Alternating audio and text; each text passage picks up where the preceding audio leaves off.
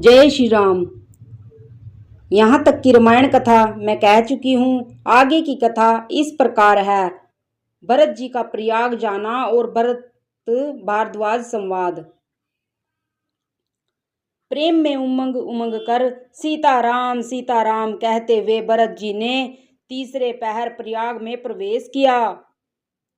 उनके चरणों में छाले कैसे चमकते हैं, जैसे कपल की कली पर ओस की बूंदें चमकती हों। भरत जी आज पैदल ही चल कर आए हैं। यह समाचार सुनकर सारा समाज दुखी हो गया। जब भरत जी ने यह पता पा लिया कि सब लोग स्नान कर चुके हैं, तब त्रिवेणी पर आकर उन्हें प्रणाम किया। फिर विधि पूर्वक श्वेत और श्याम जल में स्नान किया और दान देकर ब्राह्मणों को सम्मान किया। श्याम और सफेद लहरों को देखकर भरत जी का शरीर पुलकित हो उठा और उन्हें हाथ जोड़कर कहा, हे तीर्थराज, आप समस्त कामनाओं को पूर्ण करने वाले हैं। आपका प्रभाव वेदों में प्रसिद्ध और संसार में प्रकट है। मैं अपना धर्म त्याग कर आपसे भीख मांगता हूँ। आर्त मनुष्य कौन सा कुकर्म नहीं करता। ऐसा हृदय में जानकर सुजान उत्तम ध्यानी जगत में मांगने वाले की वाणी को सफल किया करते हैं, अर्थात वह जो मांगता है सो दे देते हैं। मुझे न अर्थ की रुचि है, न धर्म की, न काम की और न मोक्ष की ही चाहता हूँ। जन्म जन्म में मेरा श्री राम जी के चरणों में प्रेम हो, बस यही वरदान मांगता हूँ, दूसरा कुछ नहीं। स्वयं श्री रामचंद्र जी भी भले ही मुझे कुटिल समझे और लोग मुझे गुरुद्रोही तथा स्वामी द्रोही भले ही कहें, पर श्री सीताराम जी के चरणों में मेरा प्रेम आपकी कृपा से दिन दिन बढ़ता ही रहे।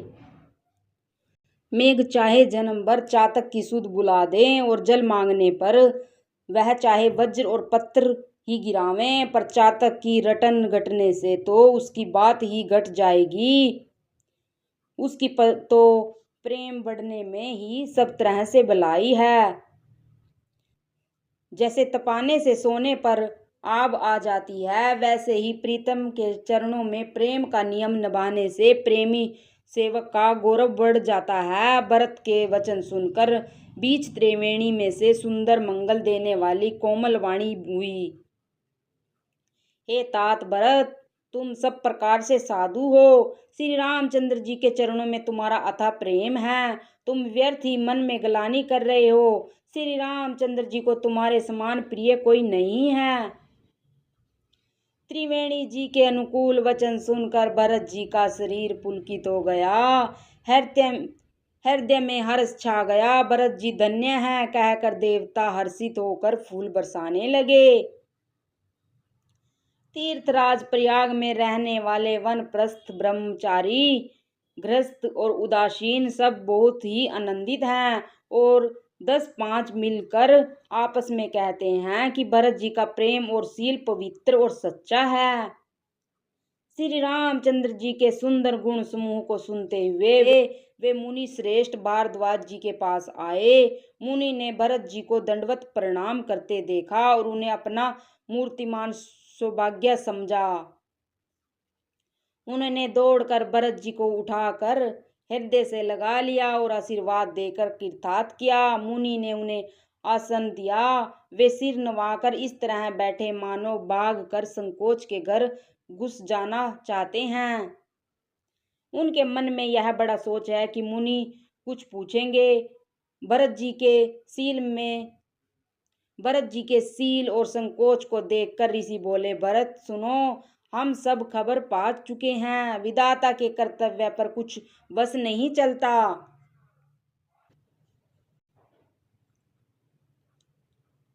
माता की करतूत को समझकर तुम हृदय में ग्लानि मत करो। हे तात, के कई का कोई दोष नहीं है। उसकी बुद्धि तो सरस्वती बिगाड़ गई थी। यह कहते भी कोई भला न कहेगा, क्योंकि लोक और वेद दोनों ही विद्वानों को मान्य है। किंतु हे तात, तुम्हारा निर्मल यश गाकर तो लोक और वेद दोनों बड़ाई पावेंगे। यह लोक और वेद दोनों को मान्य है और सब यही कहते हैं, पिता जिसको राज्य दे वही पाता है। राजा सत्यवर्ती थे, तुमको बुलाकर राज्य देते तो सुख मिलता, धर्म रहता और बड़ाई होती। सारे अनर्थ की जड़ तो श्री रामचंद्र जी का वन गमन है, जिसे सुनकर समस्त संसार को पीड़ा हुई। वह श्री राम का वन गमन भी भाग्यवश हुआ। बेसमझ रानी तो भावीवश कुचाल करके अंत में पछताई।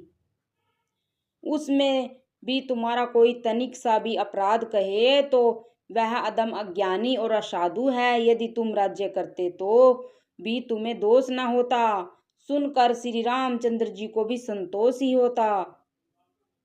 हे भरत, अब तो तुमने बहुत ही अच्छा किया, यही मत तुम्हारे लिए उचित था। श्री रामचंद्र जी के चरणों में प्रेम होना ही संसार में समस्त मंगलों का मूल है। सो वह तो तुम्हारा धन जीवन का प्राण ही है। तुम्हारे समान बड़भागी कौन है। हे तात, तुम्हारे लिए यह आश्चर्य की बात नहीं है, क्योंकि तुम दशरथ जी के पुत्र और श्री रामचंद्र जी के प्यारे भाई हो। हे भरत सुनो, श्री रामचंद्र जी के मन में तुम्हारे समान प्रेम पात्र कोई नहीं है। लक्ष्मण जी, श्री राम जी और सीता जी तीनों की सारी रात उस दिन अत्यंत प्रेम के साथ तुम्हारी सराहना करते ही बीती। प्रयागराज में जब वे स्नान कर रहे थे, उस समय मैंने उनका यह मर्म जाना। वे तुम्हारे प्रेम में मगन हो रहे थे। तुम पर श्री रामचंद्र जी का ऐसा ही स्नेह है जैसा मूर्ख मनुष्य का संसार में सुखमयी जीवन पर होता है। यह श्री रघुनाथ जी की बहुत बड़ाई नहीं है, क्योंकि श्री रघुनाथ जी तो शरणागत के कुटुंब भर को पालने वाले हैं। हे भरत, मेरा यह मत है कि तुम तो मानो शरीरधारी श्री रामचंद्र जी के प्रेम ही हो। हे भरत, तुम्हारे लिए यह कलंक है, पर हम सब के लिए तो उपदेश है। श्री राम भक्ति रूपी रस की सिद्धि के लिए यह समय गणेश हुआ है। हे तात, तुम्हारा यश निर्मल नवीन चंद्रमा है और श्री रामचंद्र जी के दास कुमुद और चकोर हैं। वह चंद्रमा तो प्रतिदिन अस्त होता है और घटता है, जिससे कुमुद और चकोर को दुख होता है, परंतु यह तो तुम्हारा यश रूपी चंद्रमा सदा उदय रहेगा, कभी अस्त होगा ही नहीं। जगत रूपी आकाश में यह घटेगा नहीं, वरन दिन रात दूना होगा। त्रिलोक्य रूपी चकवा इस यश रूपी चंद्रमा पर अत्यंत प्रेम करेगा और प्रभु श्री रामचंद्र जी का प्रताप रूपी सूर्य इसकी छवि को हरण नहीं करेगा। यह चंद्रमा रात दिन सदा सब किसी को सुख देने वाला होगा। केकई का कुकर्म रूपी राहु इसे ग्रास नहीं करेगा। यह चंद्रमा श्री रामचंद्र जी के सुंदर प्रेम रूपी अमृत से पूर्ण है। यह गुरु के अपमान रूपी दोष से दूषित नहीं है। तुमने इस यश रूपी चंद्रमा की सृष्टि करके पृथ्वी पर भी अमृत को सुलभ कर दिया। अब श्री राम जी के भक्त इस अमृत से तृप्त हो लें। राजा भगीरथ गंगा जी को लाए, जिन गंगा जी का स्मरण ही संपूर्ण सुंदर मंगलों की खान है। दशरथ जी के गुण समूह को तो वर्णन ही नहीं किया जा सकता। अधिक क्या, जिनकी बराबरी का जगत में कोई नहीं है। जिनके प्रेम संकोच के वश में होकर स्वयं भगवान श्री राम आकर प्रकट हुए, जिन्हें श्री महादेव जी अपने हृदय के नेत्रों से कभी आग कर नहीं देख पाए, अर्थात जिनका स्वरूप हृदय में देखते देखते शिव जी कभी तृप्त नहीं हुए।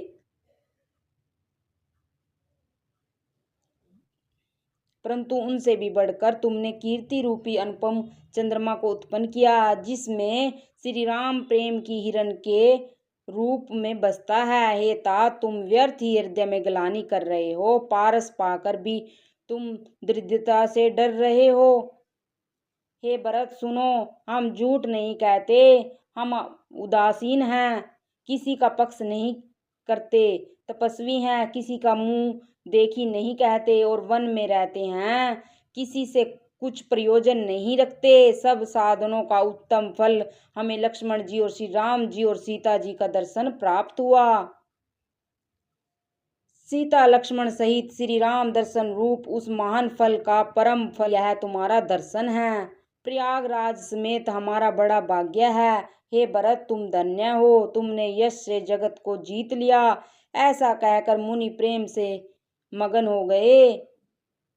भरद्वाज मुनि के वचन सुनकर सभासद हर्षित हो गए। साधु साधु कहकर सराहना करते हुए देवताओं ने फूल बरसाए। आकाश में और प्रयागराज में धन्य धन्य की ध्वनि सुन सुनकर भरत जी प्रेम में मगन हो रहे हैं। भरत जी का शरीर पुलकित है, हृदय में श्री सीताराम जी हैं और कमल के समान नेत्र जल से भरे हैं। वे मुनियों की मंडली को प्रणाम करके गदगद वचन बोले। मुनियों का समाज है और फिर तीर्थ राज है, यही सच्ची सौगंध खाने से भी मेरा भरपूर हानि होती है। इस स्थान में यदि कुछ बनाकर कहा जाए तो इसके समान कोई बड़ा पाप और नीचता न होगी। मैं सच्चे भाव से कहता हूँ, आप स्वर्गीय हैं। आप श्री रघुनाथ जी हृदय के भीतर की जानने वाले हैं। मुझे माता के कई की करनी का कुछ भी सोच नहीं है और न मेरे मन में इसी बात का दुख है कि जगत मुझे नीचा समझेगा। न ही डर है कि मेरा परलोक बिगड़ जाएगा और न पिताजी के मरने का ही मुझे शोक है, क्योंकि उनका सुंदर पुण्य और सुयश विश्व भर में सुशोभित है। उन्होंने श्री राम लक्ष्मण श्री के पुत्र पाए हैं।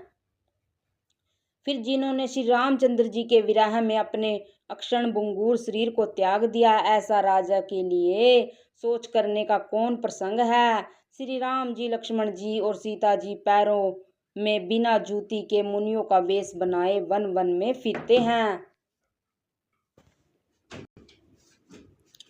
वे वल्कल वस्त्र पहनते हैं, फलों का भोजन करते हैं, पृथ्वी पर कुश और पत्ते बिछाकर सोते हैं और वृक्षों के नीचे निवास करके नित्य सर्दी, गर्मी, वर्षा और हवा सहते हैं।